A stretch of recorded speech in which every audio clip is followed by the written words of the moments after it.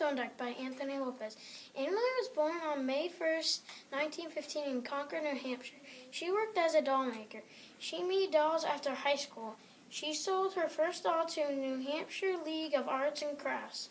Her dolls were for display rather than used as toys, and there was a story with it. In 1941, Annalie married Charles Chip Thorndike and had a child 4 years later. She made her dolls in her kitchen. Her husband made the dolls move. She was the first woman honored as the New Hampshire Small Business Owner of the Year. The dolls helped promote tourism in the state. The dolls were sold in 40 states, Canada, and Puerto Rico. In 1964, she built her first factory in Meredith, New Hampshire. She died in 2002.